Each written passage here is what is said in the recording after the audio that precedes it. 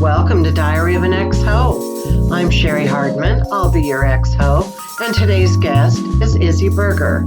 So sit back, enjoy the podcast, and remember the old saying, always a bridesmaid when you're a hoe. Yeah. I love your lipstick. Thank you. It's that Wonder Stain lipstick off of Instagram where you put it on, it dries and it stays for like 12 hours. It's the best thing that ever happened to me. Wow. It doesn't come off, and the colors are really good. If I ever had a sponsorship, that's who I'd want. I mean, What's it called? Like, what's the brand? It's called, okay, so it's Wonder Blading. Let me see. Maybe get up and find the little thing.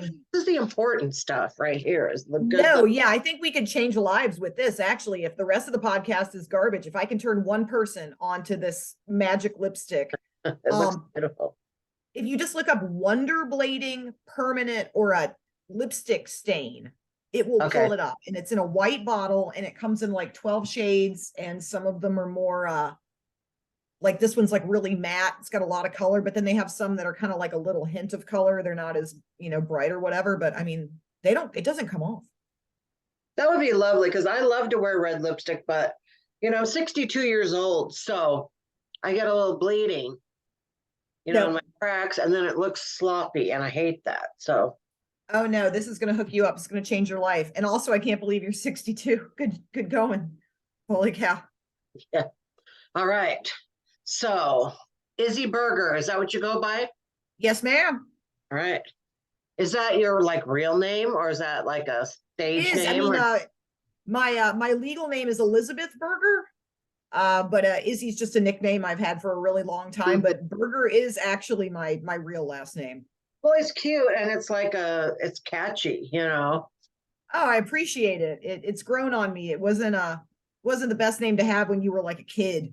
Like going to a new school and you got to like make new friends, and you're like, I'm Izzy Berger, and they're like, oh, yeah. I bet you fucking are. Yeah. So yeah, don't sit at our table. All right. And are you a stand-up? Do you do stand-up? I am. Right now, I'm a full-time stand-up comedian. I live in Wilmington, North Carolina, which is sort of a middle-sized city for North Carolina. So I do a lot of traveling. I drive all over. You're not from North Carolina, though.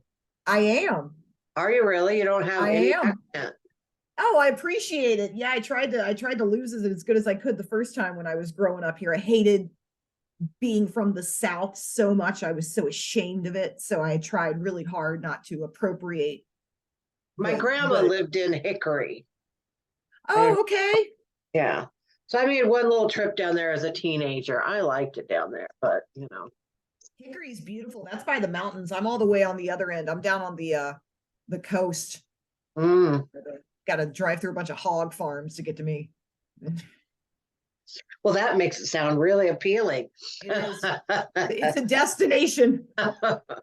Okay, so I don't know you. We're just meeting right now, and so I'm excited to get to know you. And I'm just going to start asking you questions. You can answer is there anything that you don't want me to ask? Not really. I'm pretty open. All right. And then I'll also let you know that I usually edit within 24 hours.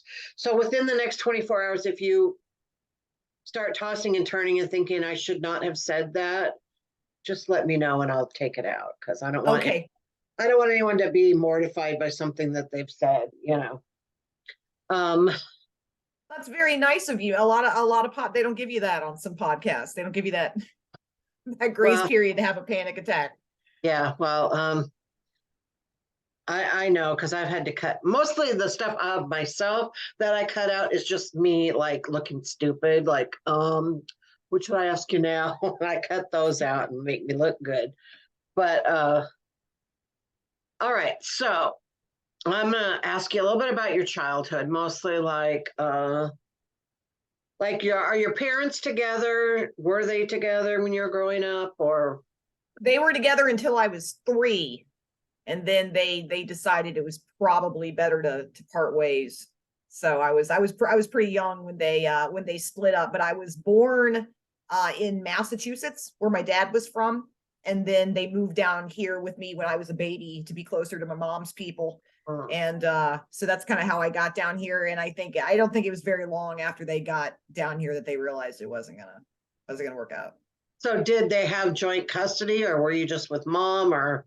I think my dad would have probably liked to have more custody. He had a little bit of a substance abuse problem. They kind of both did.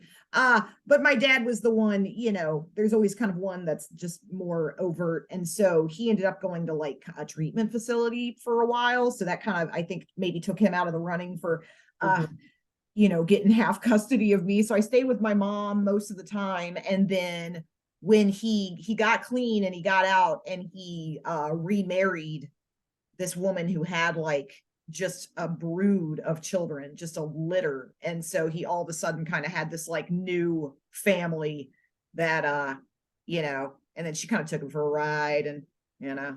Mm. So actually, and he died when I was 11.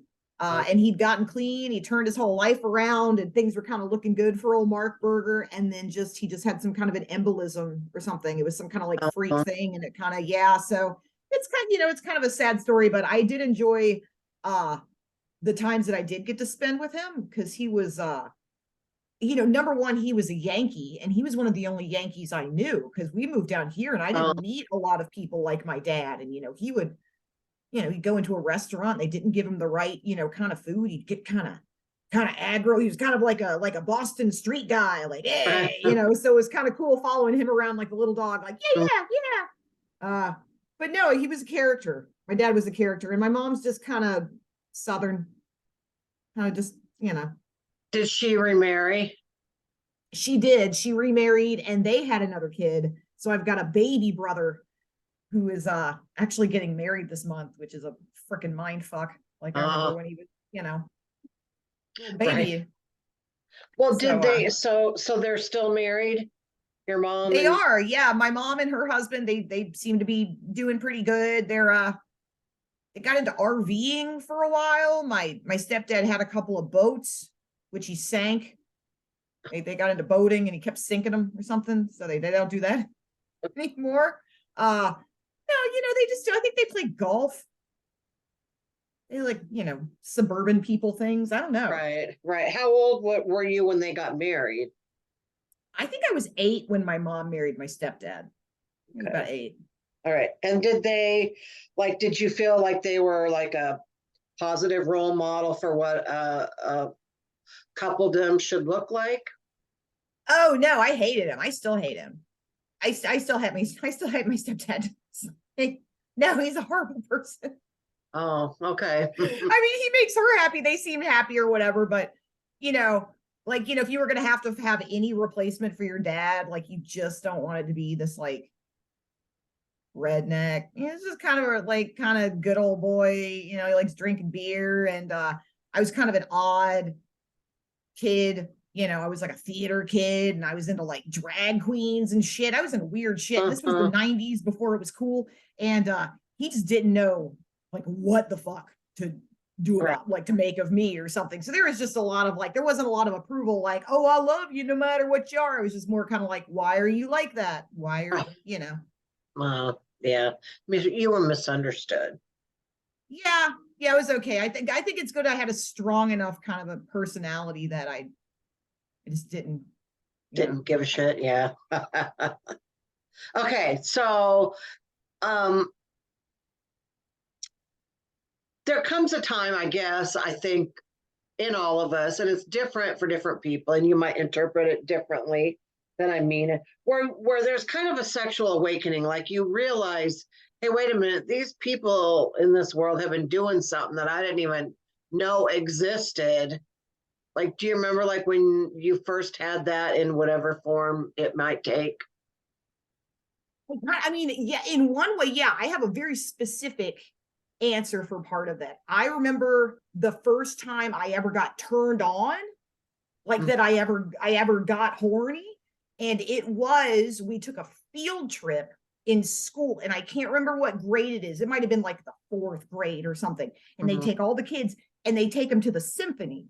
And so we're in this big fancy theater and they've got the velvet seats, and we took the bus and we rode in. And then I had never like seeing that many kind of instruments, like musical instruments there together. And when they all started playing together, it was like loud and it was kind of an echo chamber and it just vibrated all over this auditorium. And I got turned on, but I didn't really realize what that was. So I kind of spent the rest of the time like kind of like moving around on that velvet, kind of like this is whatever. But it was I don't know whether it was the music and I can be like a music snob, like, oh, that was my sexual awakening to the orchestra, but it could have been anywhere. Could have been an Arby's, like maybe that's just where it happened. I don't know. But yeah, I definitely remember that. That was the first time of being like, oh, that's what this is.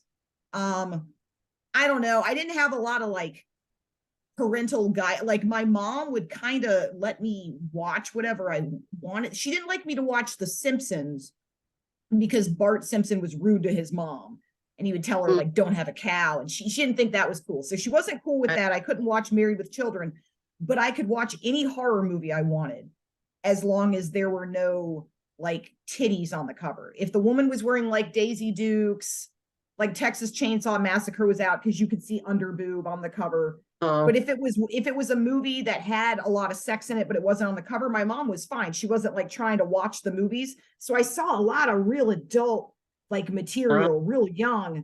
I went in for the monsters, but I came out like trying to find just looking for movies that I feel like would have a sex scene, like going through the video rentals and just kind of like, all right, this looks like a gritty crime drama, but this chick's wearing kind of like her shirt's kind of, oh, he's probably gonna have sex with her in this. I want this one. I'm into crime drama now. Do you remember like one that like a mainstream movie that had a erotic sex scene that you really enjoyed or go back to? 9.5 Weeks came on when it was when it went on like HBO, back, when that was like a big deal, when like and I caught it. I was riveted. I mean, the food scene, I didn't realize that was a thing that could be done. Right. And it's funny because I always loved that movie and found it very erotic till I got a little bit older. And then I watched it again with different eyes and I was like, oh, this is not healthy at all. No, he's so toxic. Like he's so awful. And then, I don't know. I just kind of think about Mickey Rooney now. Or Mickey Rourke. Oh yeah. God, what if it was Mickey Rooney? Whole different movie. No, I just think about Mickey Rourke now, and it just I can't. Right. I can't. Just such a. Yeah, but I mean, there was a lot of the Red Shoe Diaries. Remember that one? Like no. Like it was like Tales from the Crypt, except it was like sex tales. Like, oh, he meets the woman in a cafe, and she's like a spy or whatever, and then they just like fuck the whole time. But it was like art. They tried to make it art house. Huh. Okay. Let's see. Just any celebrity crushes when you were younger? Brendan Fraser in Encino Man. Roger Daltrey in The Who's Tommy. For some reason, him being blind was just hot as shit to me. Just him helpless and kind of, I mean, there were a lot. I'm trying to okay, like early on crushes. I actually Brendan Fraser and Pauly Shore, the whole spectrum of the man. Yeah, I thought both of those were pretty good. Yeah, I don't know, like famous movie. I thought Tom Cruise was cute in like one movie. And then I saw him in another movie and I was like, ew, I don't like him. I can't remember what the movie I saw, but like I did remember like a 6-month period where I was like, ew, Tom Cruise. And he was cute in Risky Business. He was cute in Risky Business.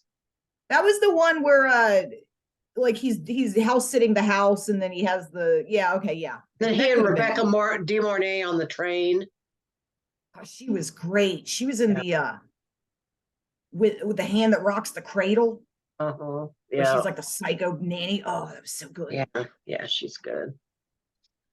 Okay. What is your definition of amazing sex? How to respond and not sound like a snob, like, because I'm going to sound like one of those people. The best sex is like in your head. It's like intellectual. But I don't want to come across as one of those like, man, I have smart person sex. But no, there's got to be something kind of like intellectually engaging, and whether that's like the circumstance, like it's a little like, there's something kind of Or ironic, or yeah, there's something, okay. or you just have such a connection with the person that it makes it like interesting. So there's sort of like a narrative. It isn't just like, let's go grind gears in this room and let's do it in here. I don't know if there's almost sort of like a little, not like a challenge, but I don't know, just something that like, like exercise is more fun when there's a game behind it. No one likes to just exercise. Like I want something to kind of think about in terms of the sex. Okay, so that leads me to think you might like riskier things. I do, but I'm also a coward. So I do don't engage in it as much as I could. I've got 3 good stories, but no, yeah, I do like that idea of kind of like, like banging in a movie theater. Like, oh, that's fun. That's fun. You know? Right. Okay, well, you gonna tell me your 3 good stories? Oh God. All right. Or one of your 3 good stories? Well, I've got actually have a 9/11 story, which Okay. I was gonna save that, but I don't know. I guess I could like throw that out if you, we're going okay. wherever we want to go, but that just came up. Let's do it. Sure. So I was like, it was one of my first jobs, and I'd moved away from the South and I was living in the Midwest. I'm not going to say where I was living because I don't want to out myself. And I was working for a very large hotel chain as a night audit. Like you stay up all night and you run the numbers or something. But I was a teenager and I was doing a lot of cocaine, and I did not care about what I was actually supposed to do with the job. So I basically did nothing. Like I was fired like within 3 months, but I would just kind of push the same button on the computer over and over again until it stopped flashing. I'm like, okay, fine. And then I'd watch TV. So anyway, so I was on one of my Coke binge nights where I just stay up in the hotel all night and I didn't do anything. And then, so I was supposed to get off at like 10 in the morning. Like I went all night. Mm-hmm. And around, like a few hours before I'm supposed to get off, people start like coming into the lobby and they're like, fuck, they're sad. They're like crying and shit. And I didn't think to ask what was wrong. Like you work in a hotel and someone comes in and they're crying. You don't want to ask them what's wrong because you're going to hear about it. You probably Right. don't want to. So like, it kind of happened like a few times and I just kind of noticed there was this vibe, but I wasn't watching TV. There weren't cell phones. There wasn't social media. I didn't, I was just kind of in my own world. And I was actually having kind of a good day. Like, I don't know, I was kind of in a good mood. And then finally somebody comes in and they just look like they've been crying their eyes out. And I think the way I said it was like, what's wrong with you? Like I was just such a dick about it. And they're like, do you not know? Do you not know what's happening? And I said, no. And then they told me, and I was like, oh my God. And then I was hit with that wave of patriotic that we all felt at that very moment. Like no matter who you are, like you can be like communist as shit, but that 1 second after you found out that the towers fell, you're like, oh, America, blah, blah, blah. So I was all kind of up in that. And then and so then it was weird, and people kept coming in, and every time a new person would come in, like we'd talk about it, and it was just bizarre. I didn't have any family or friends there, so I didn't really have anyone to like call. I was very isolated. And then a couple of boys came in, and they had army, like they were army guys come in, and you could tell that they were probably going to ship them out right away. Like they must have been the first wave. They were already going somewhere. And one of them was just cute, just hot, just very, very hot. And I loved my country so much at that point in time that I took that boy back into one of the housekeeping rooms that they would use to like store the clean, and I just fucked the shit out of him. Fucked the shit out of him. I did all the things. I did things that I like I'd never done before, and I tried to act like I was an expert. Like I'm gonna sex this guy so good, but I wasn't like that experienced. But I really tried, and it was good. And I think I did my I did my duty for God and country that day, because he seemed I think I did okay. But I've never like sucked a dick and in my head been thinking about how much I love America. Like that's not something right. that's like ever gonna happen. I don't think I'm ever gonna have that happen, again. So yeah, that was like one of the hottest. Like I don't know if it'll ever get, so it's like I have to wait for another national tragedy really to get off, I guess, to like get off that To get good. that level of fervor going on, right? That's what I need. I need tragedy, national tragedy to come. No. Well, there's probably going to be something pretty soon, so get ready. I know I was kind of thinking the aliens landing was going to be a bigger deal so I could get some pity sex out of that. You know, when they start shooting people with lasers, maybe someone will fuck me before the world ends. I don't know. So, are you single? I'm divorced, which Oh, you can probably tell by the like, I'm gonna die alone sort of vibe about me, like this. I don't care. I'm yeah. But yeah, I am 2 years divorced now. So that's fun. hmm. Uh big bucket of chuckles. But I'm How long still were kind you? of like we were married for 7 years. Yeah. That That was a 7 year mark is it's a hard one to get over. My husband and I, we've only been married 13, and we hit the 7 year mark and we almost bit it, but we good made it on you through for and it's all good now. But there is something about 7 years. no, that's it's the test, and I kind of had a feeling before then that it wasn't like it didn't take me the whole 7 years to figure it out. I kind of around maybe around year two was like, I might have fucked up. So yeah, but definitely around that kind of that's when you just stop. I think your brain can only hold 7 years of bullshit at once before you have to dump that data and then Mm. reprocess. How's your body image? Oh, I hate myself. I think I have I try not to like I have a therapist, but I don't talk about my body image issues because I'm pretty sure they just lock me up or they put me on like lithium or something. I'm pretty sure like I have the worst body image of myself, but it's almost kind of to the point where I've come out the other side that it's like I've transcended the idea of personal beauty standards and like I just think I'm cool or whatever because I'm getting older now. So it's like, but when I was like in my 20s and in a beach town where all the girls were blonde and they had giant tits and they were all, like, and I did not look like that.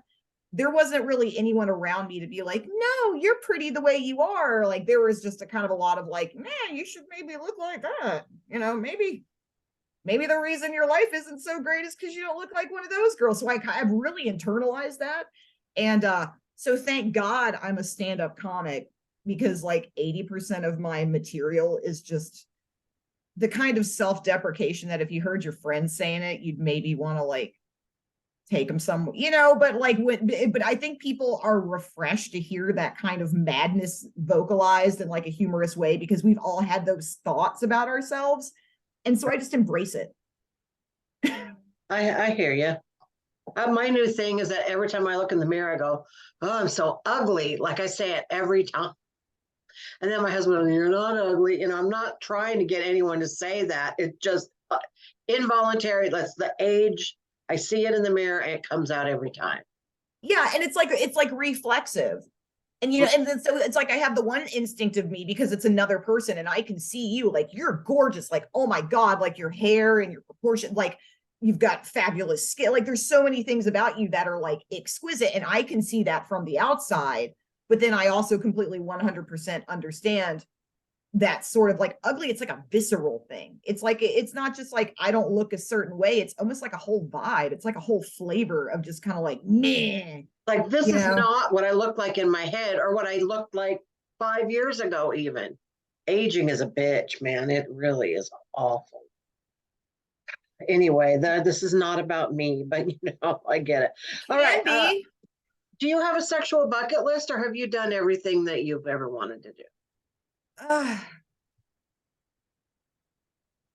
for once in my life, I'd like to have sex with a man that was smarter than me. I think that's it. I think I've done all the rest of the things. I would actually like to have sex with a bag of guy that I feel is smarter than me. Hmm. Haven't found it yet.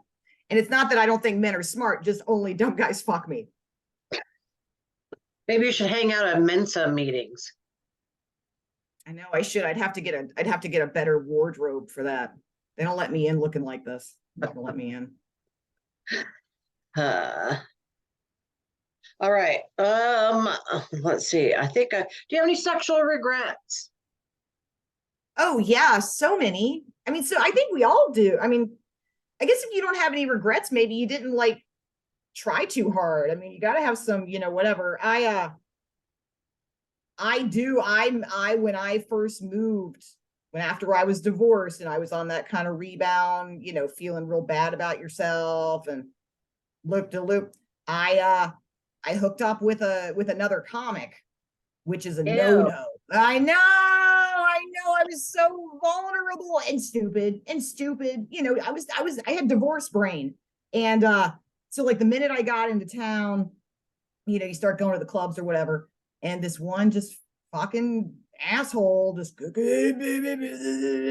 think you're real special. And of course I like just ate it up hook, line, and sinker. And then so we ended up like fucking for a little while, and then he kind of threw me aside. And then but unfortunately, like kind of for him, like most of the women that he, because it's kind of a pattern, he'll like fuck them and throw them aside, but they're not like comedians and they're not like better than him. So he tried to kind of like, oh, no one wants you here now. And I was like, oh, nay, but I will be here because I didn't come here to fuck you. I came here to do comedy. So that's what I'm going to keep doing. So now I'm just a thorn in this guy's side. And I just keep showing up and just being wherever he is and just kind of a reminder of like, hey, you're a bag of shit. You're a total bad person. Yeah. So it's good. It's almost like it feels like I'm every time I show up and I kill and I walk out of that place and the audience is just like, real proud of me. I feel like another hair falls out of the back of his head, sleep real good that night. That's awesome. What is your Instagram handle so people can follow you? Oh my gosh. Okay. So number one, please don't judge my poor social media following. I don't know what I'm doing. It is Dance for Grandma at Instagram. And then I'm on Facebook just under my name. I don't know if I'm gonna like keep doing Facebook or whatever, or like make a professional page. Kind of weird having my personal page and then I'm starting to mix my business stuff in with it. So I get like creepers who come to my gigs like messaging me, and I think I'm talking to my aunt, and I'm just, it's just weird. So Right. How long have you been doing comedy? 20, well, I started doing comedy more than 20 years ago. Full time, just doing comedy. It's been probably like 3 or 4 years, like solid. But then I did it like in my past, I tried to dip my toe in. But the thing is, it's like you really have to be in the right place at the right time, and you have to have a whole bunch of time to dedicate to just doing it. And I always worked in the entertainment industry as like I was an actor and a scenic artist. So I always kind of had other gigs going on. So I never really got a chance to like get entrenched in the comedy world, which I think was a great way to do it because I never got too sucked down into the politics of comedy. I never like I didn't have like a lot of like bad experiences or like whatever. So it was still, I didn't get jaded about it like a lot of people that do it for like just do nothing but comedy for 20 years and it just doesn't, go where they want it to go. And then they're bitter and they're all broken down because comedy is just like, it's a horrible, horrible life. It's a horrible lifestyle. Like you have to really love it because the people are bad. They don't treat each other well, So yeah, so comedy was always kind of like my safe space. I hate to even use that, but like it was always the thing. If I was doing a play and the play was lame, I could always go find an open mic, go do some, meet a few people, do a showcase, and then I could peace out. I didn't have to, worry about climbing or what comic was getting the spots that I thought I deserved. I never felt competitive for other comedians because I was always just kind of there because I wanted to be. And then when the pandemic hit, there weren't a lot of opportunities. So I started like this online trivia company, which was just basically me doing stand-up, like basically just me doing sets and then like trivia in between. And then I just kind of realized like, I think I'm just gonna do this. Just gonna do this. Like why am I gonna keep doing things that I don't love as much? And I keep coming back to this. So yeah, so this is just what I do all the time now. I think I've disappointed a lot of people that like, oh, could have been a writer or like an actor, something that has a little more like, I think, class about it, Yeah, but if you got the comedy bug, it's just really hard to not do it. Plus, I feel like the art form is dying. I mean, we're gonna have like, there's always gonna be actors. There's always gonna be people that are like good at. I didn't like pretending to be someone I wasn't. Too. That was weird about being an actor. Like constantly being praised for like, wow, you really like convinced me you were this whole other person. And after a while, like you meet enough sociopaths and you start saying like, I don't think this is a trait that I want to be praised for. I don't want to be known as the person that can be other people. Like that's kind of creepy. I'm going to do that for a living. So, comedy, I can just be myself. I can say what I want. I can dress how I want. I can look like a lunatic, you know. I know your hair is interesting. Why, thank you. It was a mistake that I've learned to live with. So I had hair, like real long hair, and I kind of was like, I want to be, I'm gonna be the punk I always wanted to be. And so I kind of messed it up during the pandemic, and I had to have it fixed. It's interesting. I like it. It it has its own personality in some ways, but then that just adds to your personality because you've got a big personality, which I love. I love a woman with a big personality. Thank God there's just not enough of us. They try to So, knock us down. They try to make us feel like that's a bad thing to be. You got to be uh, demure. You got to be quiet and helpful. this is one thing that I don't know if you're what your comedy's like because I haven't seen you, but they call me a dirty comic. All right. But for the other night where I'm in a competition, some other guy gets up, he says the word pussy, he talks about uh, period blood and all this other stuff. I just mentioned menopause and I'm raunchy, but he has a reputation as a clean comedian. And it's like, it's frustrating, the double standard. I'm not saying there's anything wrong with what he's doing or with what I'm doing, but why, if a man says it, it's clean, and if I say it, it's raunchy. And Yeah, I mean, I don't use any. I call it a vagina, like you should. I'm really frustrated by that right now. well, I'm sorry that I mean, okay, number one, that's cray. Like that's stupid. I'm sorry that happened. I feel like if that would have also happened to me, I also would still be butthurt about it, and I would probably be telling you about it because that's like I don't men, and I don't know why, and I would love to know why, and I could spend a million hours thinking about it. Men love to censor and control the content levels of what women say to a degree that I feel like it must have something to do with not just with their views on women. It must be something about them as well. Like there's no way that they could be, because it could be people that I wouldn't expect. Like it's not some guy that's like, hey baby, hey honey, like you can see those guys coming, but sometimes it'll be a guy that like treats you with respect for the most time, kind of just treats you like an equal, and then all of a sudden you get up there, because I am a filthy comic. Like I will I'm one of the dirtiest just comedians I know, male, female. I don't, but that's sort of, my vibe. And there are gigs that I don't take, and I can work clean, and it's just not as fun. But I Right. have people come up to me. I've had people say women shouldn't say that. And instead of saying like, now the new thing is like, instead of saying like what you said was fucked up or it was too graphic, they'll say, oh, that was really dark or it was really edgy. Like they're just putting new words on the same kind of shit, where it is like, my theory is that men tell jokes to get laid. It's just like playing music. Why there's not a lot of good female guitarists, because men don't teach women how to play the guitar, because they play the guitar to get pussy. And if we know how to play the guitar, we might not be so enamored when some douchebag pulls out a Gibson and starts playing three chords. We might not want to fuck him if we know how to play the guitar too. So I think that's why they don't like funny women. Because being funny is a turn on. And when you're an ugly dude and you can't pull any puss, but you're funny, you can maybe get that girl. But when a woman's in the room and she's funnier than any man in the room, it's like it hurts them. It hurts them. It hurts their soul. It makes them, you can see it emasculating them just every time people laugh at you. And it's such a pattern with so many different men that I meet that I'm beginning to think it's either a conspiracy or there's some, I don't know, but it's so visceral. They want to control what we say. So Right. maybe it's insecurity, but I think it all just comes back to like, women need to be available to fuck.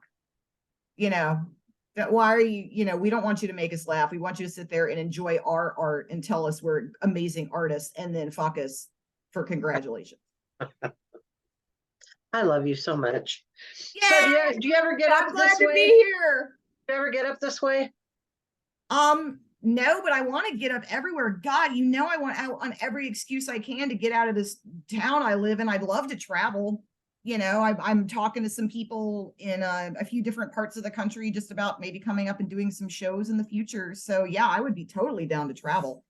Yeah, I'm looking into putting together a tour or something like that. So maybe we can at least meet up somewhere or do something together. So Oh my God, that would be fabulous. Well, you should watch my clips first just to make sure I don't suck. I'm just not like a big talker. And then you watch my clips, I'm just not funny at all. And you're like, oh God, this girl, bless her heart. I will definitely watch some of your stuff, but I'm sure that you don't suck because you made me laugh during here. So this is going to be out Wednesday.